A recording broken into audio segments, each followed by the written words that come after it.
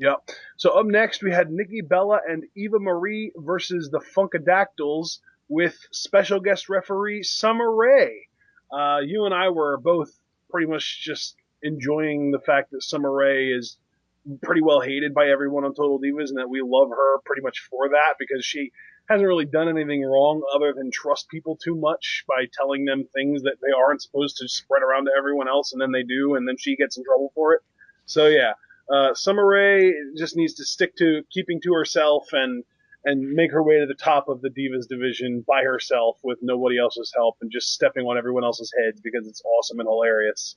No, absolutely. This match is so much more enjoyable when you put it in the context of actually knowing Total Divas, which me and Ash aren't ashamed to say we do. You know? I mean, we didn't really pay much attention to season one, but we've seen every episode of season two. No shame. Yeah, it got us. We got.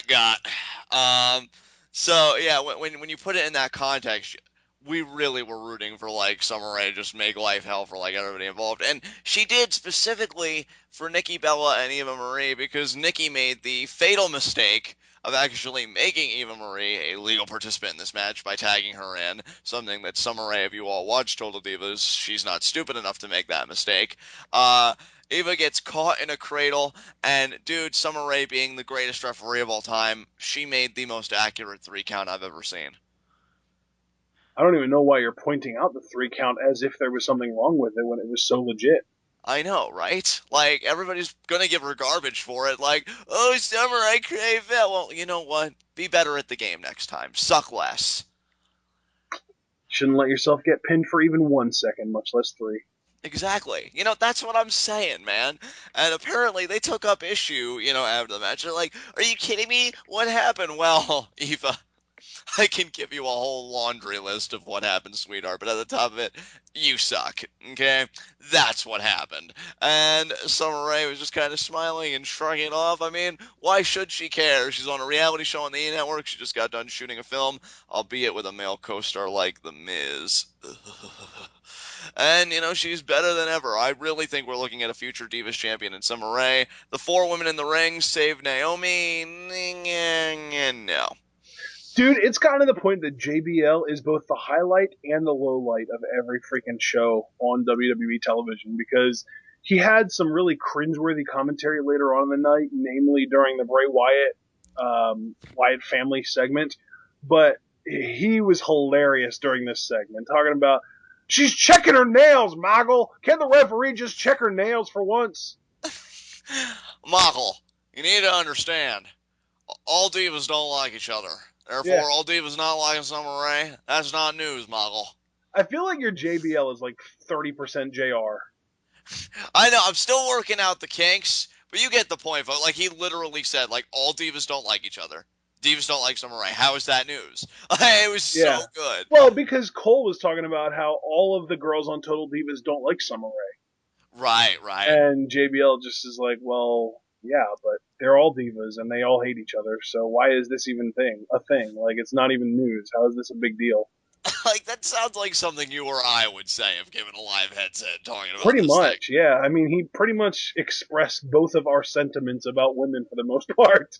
And you know what though? Like I wouldn't even call it necessarily like a broad general broad stroke of women. It's just if you watch Total Divas though, like he's right on the mark.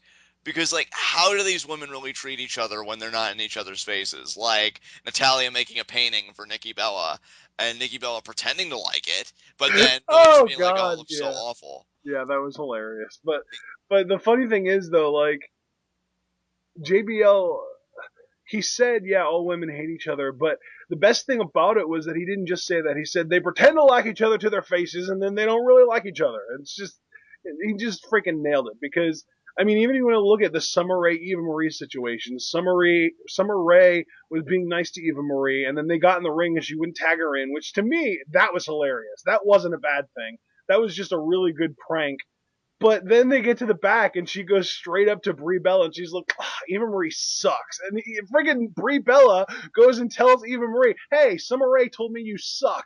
Like, what? They really do all hate each other. Yeah, it's like, I'm waiting for the self-destruction of Total Divas DVD, because like all these women are just like trying to bury each other and get the best of each other. It's absolutely crazy, and I feel so bad for some of the men on the show, namely Natalia's husband Tyson Kidd, aka TJ, as he's prominently known on the show. It's crazy, but yeah, Summer gets a little bit of comeuppance there on Eva Marie and the women that have ostracized her. That's the word I'm looking for. So we'll see what happens going Let's forward. not allow ourselves to forget the Tony Chimmel freaking introduction. Eva Marie! I even said to you, Tony Chimmel's probably thinking, Eva, I'm sorry. It's just you suck so bad you don't deserve me to have you pronounce your name right. So yeah.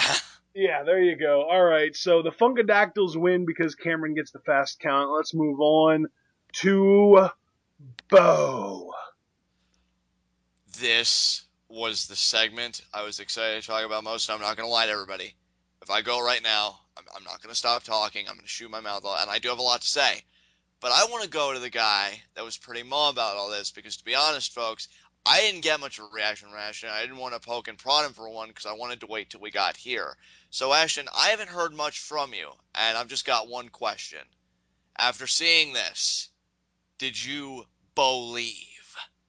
Well, I mean, there's no question that I'm a believer. Right, That hasn't changed. That's nothing new. right, Do I think he's going to succeed on the main roster? I'm going to say pretty much what I would have said before I saw this. Let's wait and see. right. I liked what I saw here to a degree, but I feel like he isn't doing all the things that got him hated in NXT. He has a pretty cool looking finisher now. You know, the top rope bulldog, the Dudley dog, if you will. Right, right. It's a pretty cool looking finisher. His finisher that made him as hated as he was a freaking hip toss German suplex thing. It was Yeah, awful. And people hated him because he won off of it. And that's just one more thing that he used to do to get hated that he doesn't do anymore. Having a finisher that people don't like is a really good way to draw heat. And he's not doing that anymore because, like I said, the Dudley dog looks pretty freaking cool as far as I'm concerned. And another thing is the honor thing where he's like shaking Sin Cara's hand after the match and saying, you know, don't give up, that kind of stuff. That can be misconstrued as genuine niceness, which I don't think fits his character.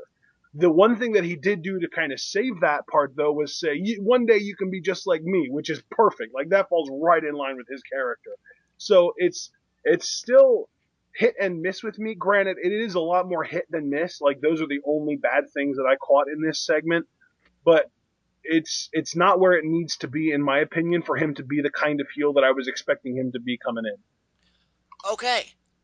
I'm really glad we got your perspective out because here is my just honest thoughts about this whole thing. And again, I may go on for a bit, so I ask everybody's forgiveness ahead of time. I've been watching wrestling for a long time. You and I collectively have well over 20 years of watching this wonderful, wonderful sector of Yeah, entertainment. when did you start watching? 2001, 2, what? Yeah, like really late 90s when I was a young kid, but then consistently like in 2001, 2002. So in that time, I have seen a crap ton of debuts. We're talking guys that don't even aren't even there anymore. Sylvester Terkay, Mordecai, Simon Dean, Carlito, Elijah Burke, the Raw debut of Shelton Benjamin. Team Angle as a collective. I've seen it all. And personally, this is going to go down as one of my favorite debuts of all time. Like, I personally felt like everything about this was perfect. And it's funny that you had the sentiments you did, and I could see where you're coming from, because the first thing that came to my mind with all the antics that he did was that he took some parts of the Bo character and cranked the volume way up, which is what we were looking for guys like Leo Kruger when he was the Hunter. Oh, And for dude, don't get me wrong. The fact that he did a victory lap, to me, that made this so much better.